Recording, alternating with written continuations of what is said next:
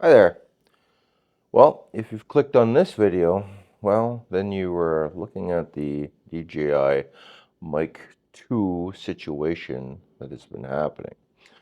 So, some people have posted a video saying that the DJI Mic 2 has got some problems. And I just wanted to go over what these issues that they're talking about are, and if they're a big deal or not, or if you should go out and buy the DJI Mic 2 or not, and let you know what my decision was. So, if this interests you, then keep watching because you're watching Blue Collar Guy.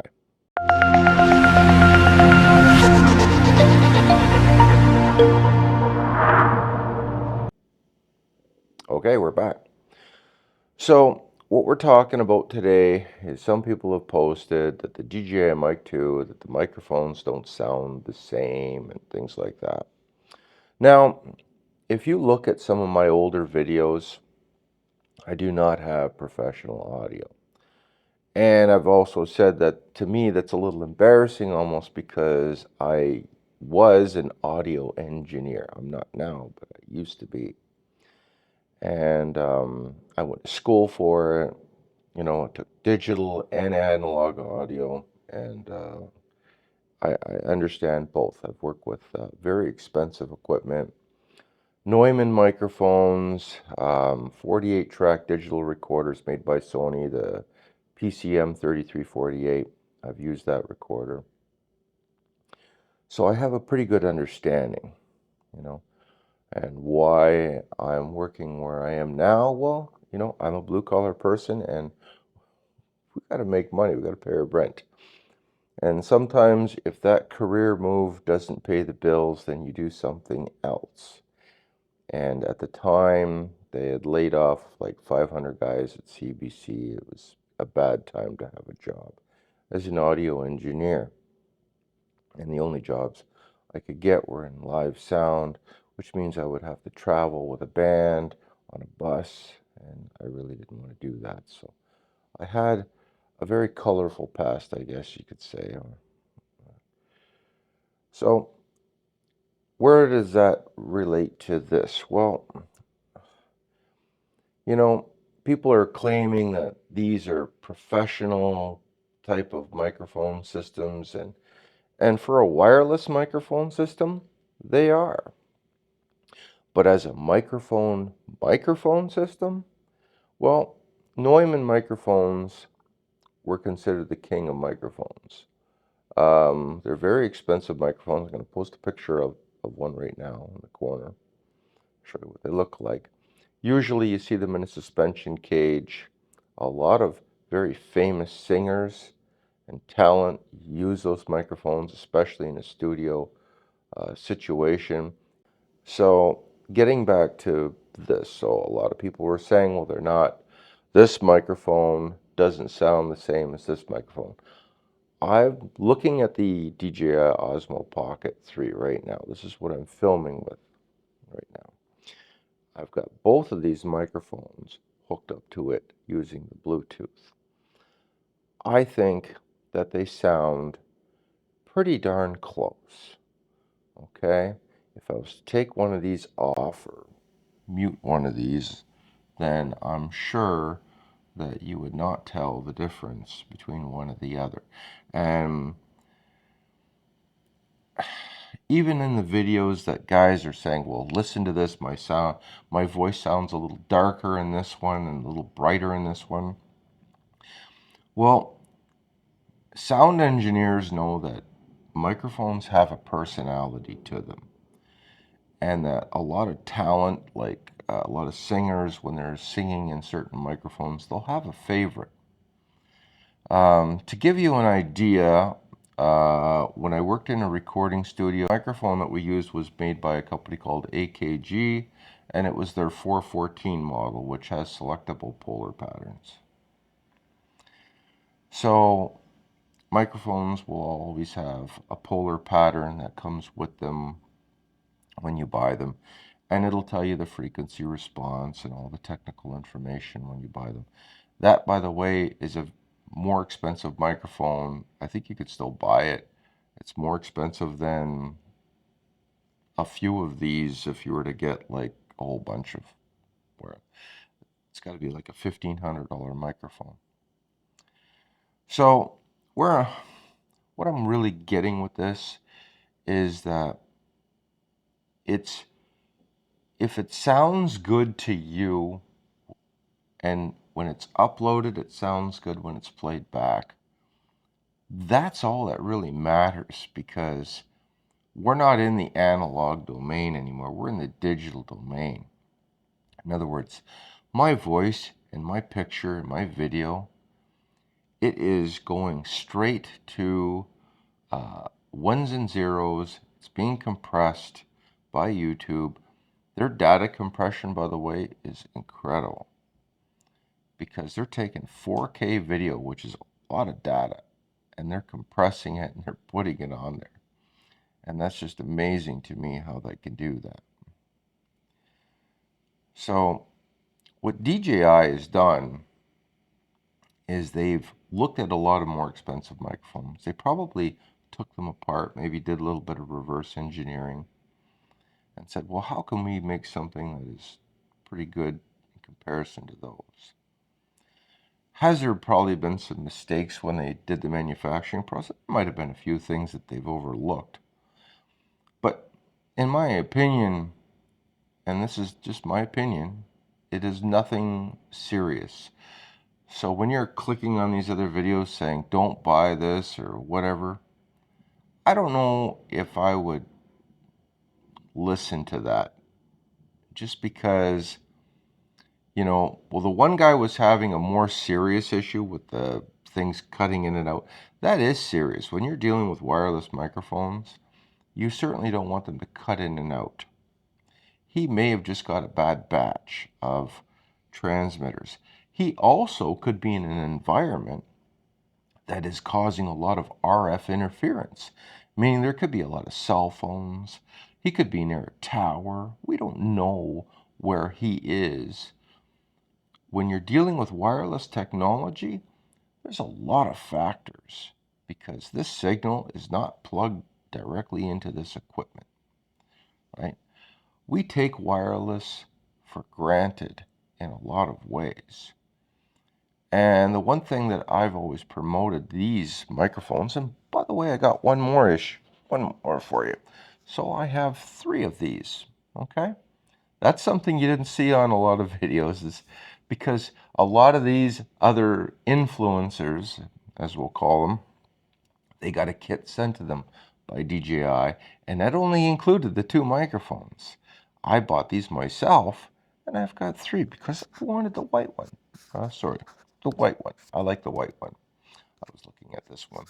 So I even put the white muff on the black one and the black muff on the white one. And I'm sorry, you're going to hear my finger touching them.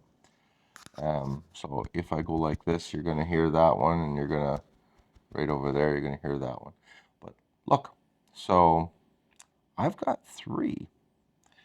And I explained why in another video, why I wanted 3. I'm happy with these. I'm happy with the way that they sound overall. I haven't had any issues. I don't need to walk 800 feet away from my camera to see if it still works. Of course, your signal is not going to be as good at 3 or 4 or 500 feet away. But as long as it's good when you're sitting in front of whatever you're doing, that's fine. Right now, we're connected Bluetooth. Bluetooth, I think, has a range of about 33 or 34 feet. So if I was to walk away from the camera and go beyond that and start turning around, well, the signal can't pass through my body. It's got to go around me in some way and still get to the receiver. We sure expect a lot from this stuff. These things are $140 Canadian, $100 American. By the way, if I had anything to really complain about, it would be that conversion. I think that in this little tiny microphone, there's a lot of technology. There really is. They really did a good job, in my opinion. And if you had the older system, I think it would have been worth the upgrade because of the Bluetooth and the 2.4G. Okay. So the Bluetooth, believe it or not, may have some advantages over the 2.4G. Somebody was saying in one of the comments, because I am a part of some groups, is that, well, if the 2.4G isn't giving you a good signal, wouldn't the Bluetooth be worse because it's not as strong of a signal? And that's true and false. And the reason why is Bluetooth is a different signal than the 2.4G. So if you're getting interference from the 2.4G because there's other signals around that are causing that interference, then you're going to want to go with the Bluetooth. It's like changing channels on your two-way radio. So back in the day when we used to have things like two-way radios and CB radios and things like that, if channel 5 was fuzzy or crackly, we'd change to channel 6. It might be a lot more clear. And that was my point, is that you have two different channels in these microphones, and to me that is incredible because no other microphone company that's wireless does that. You also have a lot of professional features.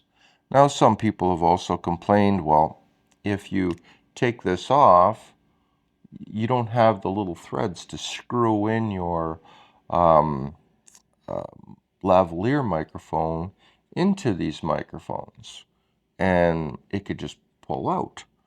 Well, what kind of an idiot are you working with that's pulling on his cords like that? There are many ways to get around that. You know, they even did this thing where you could take it and loop it through here. And I'm going to connect a lav mic, by the way, one that I think that I like, that I'm going to show you and show you that. But your first problem is, why is that cord being jerked out of there to begin with? What is happening? Are you filming someone that is riding on a bicycle or whatever? Even in those situations, you need to address your cable management more than anything, because even if that is screwed in there and someone is jerking on it, you're wrecking the wire. Like it's going to cause stress on the wire, and you don't want any pulling on that wire at all, whether it's threaded in or not. And yes, it might be a selling point or a safety feature, but my as someone that would consider to be, you know, if you're looking at this from a professional standpoint, I don't want someone that I'm miking up to be pulling on the wire to begin with. You know, maybe be more careful, you know, but usually if that wire is run properly and it's not going to snag on anything, then it's not going to be in a situation where it's going to pull anyway, unless, you know, somebody's doing some crazy stuff, like, I don't know, if you're hooking up maybe a stunt person. I don't know, why would you mic a stunt person? Usually all that audio is added later. So I really don't understand why that's such a big deal. Is there that many people that are not being mic'd properly where that cord is being pulled on? Just because it's threaded in, if I pull on that wire, I'm stretching that wire. I'm damaging my equipment. I'm also putting stress on the threads that are, okay, so now you've threaded this onto your Rode microphone receiver, and if I pulled on that with a lot of force, I could probably still wreck it, you know. Their solution about wrapping it around, because, you know, you can't pull it out if it's going sideways, you know. Allow me to demonstrate just in case you're having issues with that. So this is what they're saying, okay? You take this cable, and there's a little gap in here that you can use. Whoops, here I am. All right, so there's a gap in here that you can use, and it will connect. It will basically hold the wire. See, it holds the wire, and then you take this, and this doesn't even have the right angle on it, and you go like this. And then if I do this, if I pull on this, it can't pull this out. It just pulls it down, which keeps it in place. It's not a bad fix. But as you can see, it puts stress on your wire even then. People should not be pulling on the wires, you know? Like that's your problem is it's not how it's connected. It's the fact that you're pulling on the damn wires. Don't do that. It's not good for the microphone, period. This wire is a little bit thicker, so I plug that into there, and then you see now it's instead of going up, it's at a right angle, and then you just take that and then you go in through there, and then now it's more secure. If that pulled out, I would be amazed. Like, come on, really? Does it have to be threaded in? Really? Like some people say, well, it doesn't look as professional. Well, maybe not, but it's $150 microphone. Even the Rode One by microphone, maybe 200. Well, I just told you that expensive microphones cost you about $3,000 to $6,000. I think this is a fairly decent solution. It's, not the end of the world. And, I wouldn't even use that. I would just say, hey, don't pull on the wires. Like this one's connected here. It's going to probably pull out here before there. If anything, you want it screwed in here, not there, So I don't get it. So to me, just cable management is more important. Anyways, third microphone. So before we ramble on too much, and I just wanted to go over this, that I own 3 of these microphones. I haven't had an issue with them. You're listening to 2 of them right now on left and right channel. So if you have a pair of headphones, you can put them on and tell me if you notice a difference between your left channel and your right channel. And leave that in the comments, because I have been talking for some time. I'm going to test out this lavalier microphone. This is by AGP Tech, and it included even this little dead cat that goes on the lav mic. Now, one of the things I like about this is that you can put this in your helmet if you're miking a motorcycle, and then have your wireless transmitter someplace safer so you don't have to worry about it falling off. You can link that up with your Osmo Action 4, and I have one of those through the Bluetooth. And now you've got a waterproof system with wireless microphone technology. And I think for a motorcycle setup or an e-bike setup, it is the best setup, because my camera gets wet, it's not a big deal. I don't have a separate receiver. All this other things to get smacked or destroyed, or have the connections get broken because it got banged. You have something plugged into a USB and you're vibrating, and yeah, it's not good. This is a much safer, rugged setup because everything is enclosed on the Action. And you can link it up with that. I'm just gonna grab my Action 4. I turned off the tracking.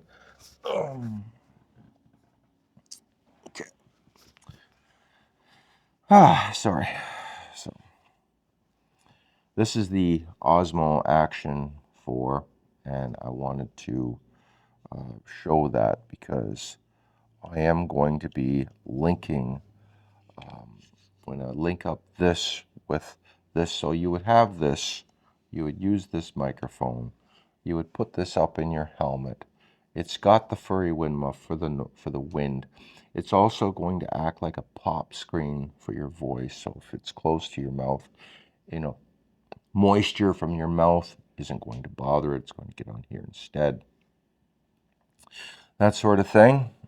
So we have this, and then I'm going to take one of these off now. I'm going to shut one of these off. I'm going to take this one off, and we're going to go right to mono.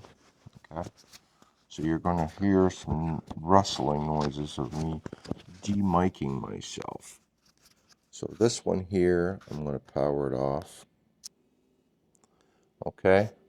Now, it just says that I'm disconnected. We're still using this microphone now. Okay. Now we're on one microphone. Okay. Real world testing. Now, I'm going to take this one, and you're going to hear some rustling noises.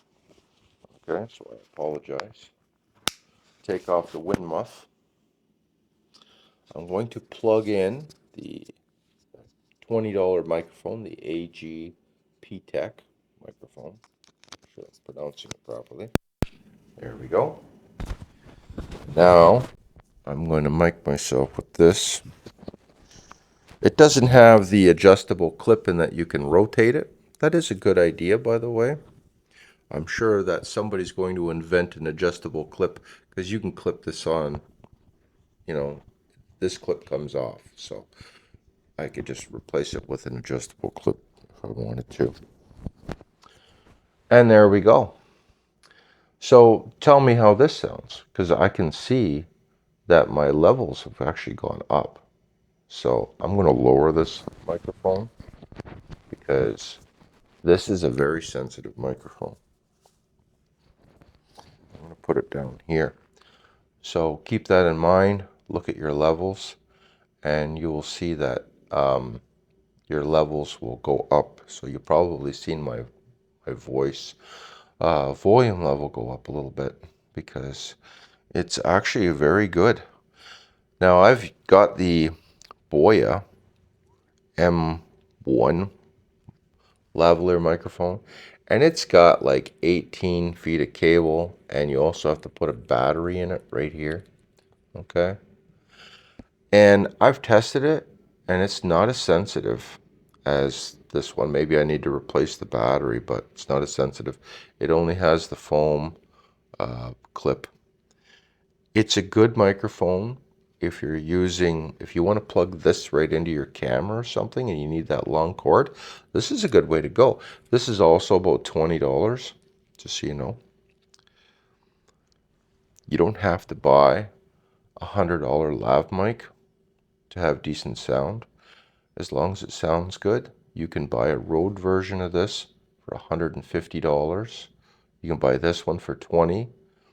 You can buy the DJI Mic version for about $55. I might get one of those just because I do like that adjustable thing.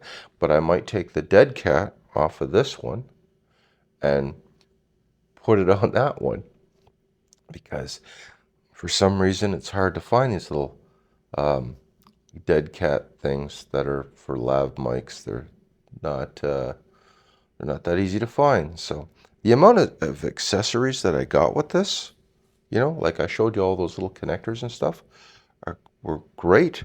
The only one that I noticed was the one that connects to the USB-C. So if you want to connect this directly to a USB-C, it does not work. Okay, you have to have a special DJI connection. And it's even different with the Action 1. So the USB-C connection for a microphone to one of these, if you have the first generation, the Action 1, is different than the Action 4. So it's not the same. So keep that in mind. I did order one for about $26 Canadian. So anyways, I kind of watched some of these other microphone reviews, and to be perfectly honest, I was not too impressed with what I was seeing. Is that they're kind of beating up a company that it just seemed a little bit unfair. And I am not sponsored by DJI. I'm too small. They wouldn't sponsor me, see. But I do like their equipment, and I have mentioned that I'm switching over to their ecosystem, and it is for one main reason only: ease of use. Okay? The ease of use of this equipment is so much better than all the other equipment that I've had. I've said that I'm going to the ecosystem because I like it. I can hook up this microphone to this camera without having to get an additional receiver. That saves me money. It's more convenient. It's more compact design. I can just grab it and go. I don't have to think, well, do I have this? Do I have that? I can get a receiver from my mirrorless camera, which connects fairly easy with these. I've done a video on you have to do it differently than you do it with the Bluetooth. I can connect it directly to my action camera without needing another receiver. I like that. Is it going to be perfect? Are you going to get into situations where you may have some interference? Quite possibly. But we're dealing with wireless technology. There's going to be RF interference. People with cell phones that are around you. You might have someone with a cell phone that's on a Bluetooth frequency with their headphones, and it could be causing interference with your microphone. The one guy that was saying, hey, look, my microphone's cutting in and out, it's doing something. Well, that could be an issue with the microphone. But he wasn't in a scientifically controlled environment either. So it's not really fair to be posting something on a company when you're not in a scientific, like a laboratory setting where you have definitive proof. I wouldn't be surprised if DJI didn't file a lawsuit against him. You cannot make a claim like that unless you have definitive proof that that's what it is. You have to really know what you're talking about. So now, how would he get definitive proof of that? Well, for starters, you have to put yourself in a Faraday cage. And a Faraday cage would block out any outside interference, RF interference. And then this cage would have to be large enough for you and your equipment to go inside of it. And then you would have to demonstrate that even inside an isolated cage, that this interference, that these microphones were cutting in and out. But he wasn't in that situation when he was making this claim. When I looked at the video, he was just in a room. So there could have been, you've got wires behind your walls and those can cause interference. You could be near an airport. You could be near a cell tower. You could be in a very, bad spot. And he said, well, I don't have this problem with my other microphone, with the Rode microphone. Well, maybe they're running on a different frequency. Maybe the transmitter and receivers are not on the same frequency. It might be 2.4G, but there are subcarriers of these frequencies.